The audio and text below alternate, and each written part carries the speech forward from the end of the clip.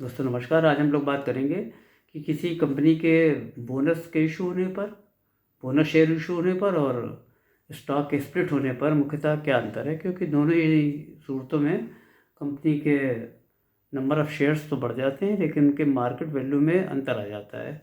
तो दोनों में क्या अंतर है, इस बारे में हम लोग आज चर्चा करते हैं कि मान लीजिए किसी कंपनी ने एक पर एक बोनस इशू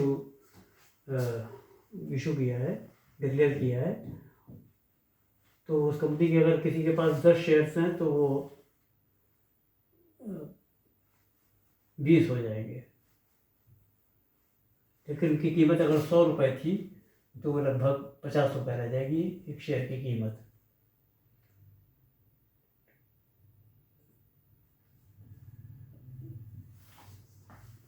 और इसी तरह अगर किसी कंपनी ने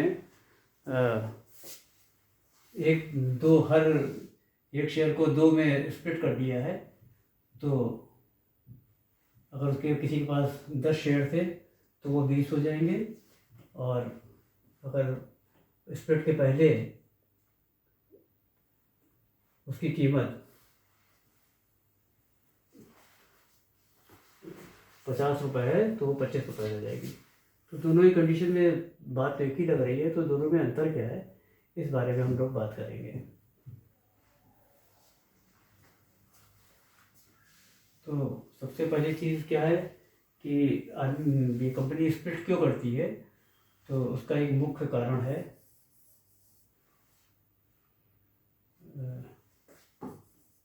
टू इंक्रीज द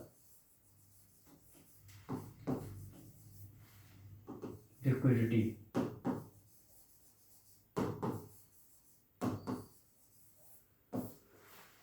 जैसे मान लीजिए एक हमारे पास शेयर्स है और उस शेयर की कीमत मार्केट वैल्यू उस समय 1,51,000 रुपये चल रही है, तो वो साधारण के बस का नहीं है कि उसे खरीद या बेच सकें, क्योंकि वो बहुत ज़्यादा कीमत का है शेयर, तो उसकी लिक्विडिटी मार्केट में कम है। लेकिन अगर उसी कीमत मान लीजिए उसको स्प्लिट कर दिया जाए, एक शेयर को 10 में स्प्लिट कर दिया जाए, तो उसकी मार्केट वैल्यू हो जाएगी 15,000 रुपये के आसपास, तब वो साधारण लोगों की रेंज में आ जाएगा। तो जब उसको स्प्लिट कर दिया जाएगा, उसकी लिक्विडिटी बढ़ जाएगी, तो ज़्यादा उसकी ट्रेडिंग होगी, ज़्यादा डिमांड में रहेगा वो शेयर, लोग ज़्यादा खरीदने के उत्सुक होंगे या बेचने के उत्सुक होंगे। तो जब उसकी ट्रेडिंग ज़्यादा होगी तो उसकी मार्केट वैल्यू में भी उसमें ग्रोथ होगा, ज़्यादा ट्रेडिंग होगी तो ज़्यादा डिमांड में भी रहेगा, तो उसकी मार्केट वैल्यू में ग्रोथ भी होगी। जबकि बोनस में मुख्यतः जो है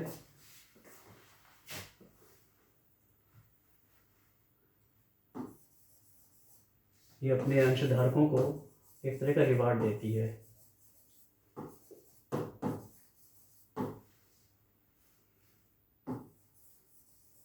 क्योंकि ये अपने रिजर्व से अंशधारकों को फ्री में शेयर देती है, तो एक तरह का ही रिवार्ड हो गया। दूसरी चीज़ ये एक और है कि जो अगर स्टॉक स्प्लिट हो रहा है तो ये इसकी फेस वैल्यू सेम रहती है, नहीं फेस वैल्यू इसकी कम हो जाती है, क्योंकि ये टूट रहा है आपस में। तो अगर ये 10 रुपये की फेस वैल्यू का शेयर है और इसने हर शेयर को 2 हिस्सों में बांट दिया, तो उसकी फेस वैल्यू 5 रुपये रह जाएगी। लेकिन इसमें चूँकि टूट कोई नहीं हो रही है, इसलिए इसमें फेस वैल्यू जो है वो अनचेंज रहती है। Face value is not change.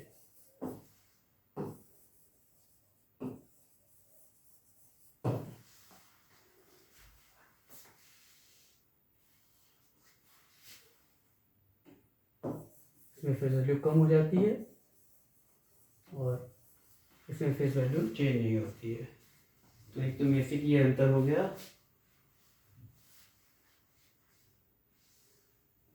और इसके अलावा रिजल्ट्स के बारे में देखा जाए तो चूंकि ये रिजल्ट्स नहीं दे रही होती है, इसलिए इसमें कोई चेंज नहीं होता इसके रिजल्ट्स में स्प्लिट होने पर।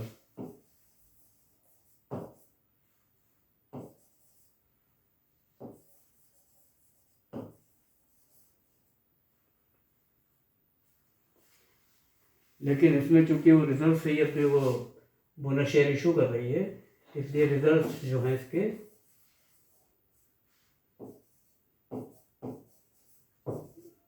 कैपिटलाइज हो रहे हैं।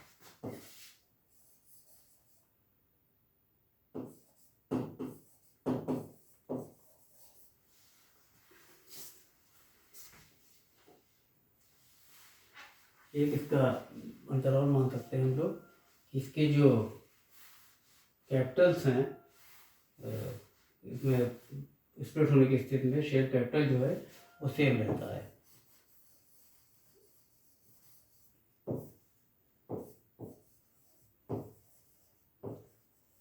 क्योंकि इसके कैपिटल में कोई अंतर नहीं आता है, सिर्फ मात्र टूटा होता है, जबकि इसका जो है कैपिटल जो है इंक्रीज हो जाता है।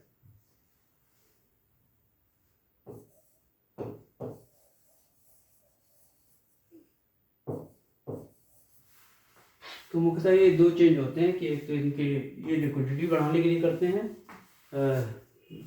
इसको स्प्लिट करते हैं, और इसमें फेस वैल्यू चेंज हो जाती है। इसलिए फेस वैल्यू चेंज हो जाती है कि किसी को एक शेयर को टुकड़ों में बांट देते हैं, जबकि बोनस जो इशू कंपनी करती है वो अपने जैसे अंशधारकों को इस तरह का रिवार्ड, एक इनाम देती है, फ्री शेयर देती है, इसलिए इसकी फेस वैल्यू में कोई चेंज नहीं होता है। वो रिजल्ट से ही अपने अंशधारकों को शेयर बांटती है, तो मुख्यतः ये अंतर होता है। अब बोनस देने वाली कई कंपनियां हैं, कुछ कंपनियां तो एकदम फ्रिक्वेंटली बोनस देती हैं, जो जैसे आईटी सेक्टर की कंपनी एक विप्रो है, ये 1971 के बाद अपने अंशधारकों को 13 बार बोनस दे चुकी है। एक है संवर्धना मदरसन, ये 25 सालों में करीब 10 बार अपने अंशधारकों को शेयर दे चुकी है बोनस के रूप में। एल&टी है, इसने भी कई बार अपने अंशधारकों को शेयर दिया हुआ है, इसका लाभ पहुंचाया हुआ है। रिलायंस ने भी शेयर दिया था, इन्फोसिस ने भी शेयर दिया था, और उसके बाद बैक भी किया था, बाय बैक किया था। और कुछ कंपनी अपने अंशधारकों को डिविडेंड भी दिया करती है, जैसे कोल इंडिया है, ये फ्रिक्वेंटली देती रहती है, और वेदांता है, हिंदुस्तान जिंक है, ये कंपनियां डिविडेंड के रूप में अपने अंशधारकों को लाभ पहुंचाया करती हैं। ये कोई सेल या परचेज की कोई रिकमेंडेशन नहीं है कि आप इस आधार पर किसी शेयर को ले लें, अपनी स्टडी खुद करें लेने के पहले। एक विषय था जिसके बारे में हम लोगों ने बात करी थी। अगर ये आपको विषय अच्छा लगा हो तो आप कृपया इसे सब्सक्राइब कर दीजिएगा और लाइक कर दीजिएगा। हम लोग दोबारा मिलेंगे तो हम लोग किसी और विषय पर बात करेंगे। तब तक के लिए मुझे आज्ञा दीजिए। नमस्कार, जय हिंद।